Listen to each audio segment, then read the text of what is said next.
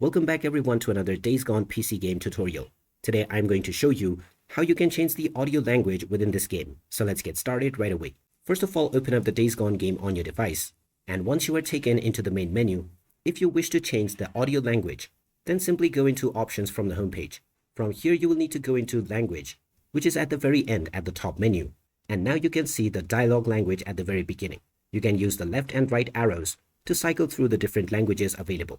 Once you have chosen your desired language, just go back and your changes will be saved right away. After this, you can continue to play your game with your chosen audio language. And if at any point you wish to change this once again, you can follow the same steps. Go into options, then language, and now choose your desired dialogue language once again. So there you have it. That is how easy it is to change the audio language on the Days Gone PC game.